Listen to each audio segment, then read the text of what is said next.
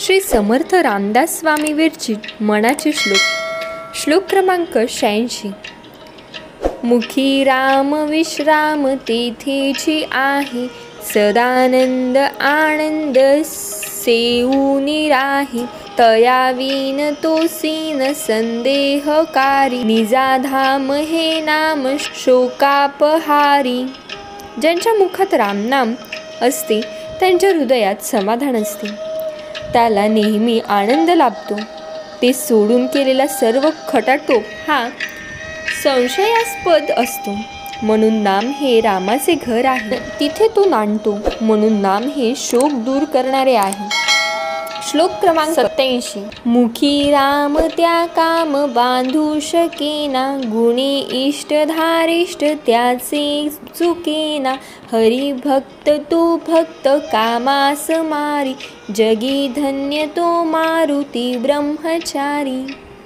ज्याच्या मुखात रामनाम असते त्याला काम वासना बाधू शकत नाही। त्या मनुष्यास आपल्या सद्गुणांमुळे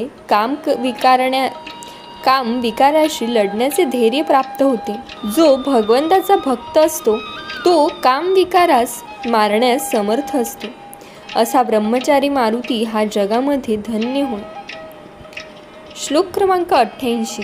बहु चांगले नाम या राघवाचे, अति साजिरे स्वल्प सोपे फुकाचे।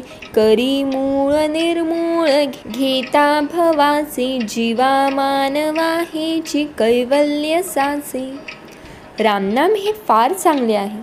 ते मोठे, सुंदर, छोटे, सोपे व बिनखर्चाचे आहे।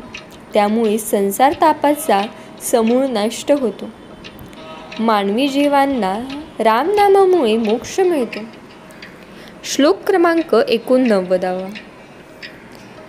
जनी भोजना नाम याचे वदावे, अति आदरे गद्य घोषे म्हणावे।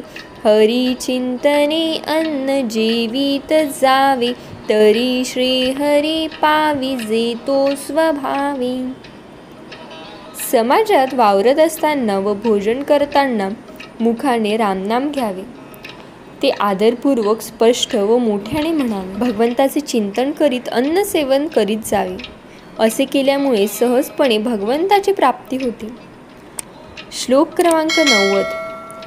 नये रामवाणी तया थोर हानी, जनी व्यर्थ प्राणी तया नाम कानी। हरी नाम हे वेद शास्त्री पुराणी, बहु आगळे बोलिली व्यासवाणी। ज्यांच्या वाणीमध्ये रामाचे नाम येत नाही त्याचे अतोनात नुकसान होत असते। अशा मनुष्याचे जीवन व्यर्थ असते, ते कुचकामी असते। वेदशास्त्रामध्ये व पुराणांमधून रामनाम हे श्रेष्ठ असल्याचे महर्षी व्यासांनी सांगून ठेवले आहे। जय जय रघुवीर समर्थ।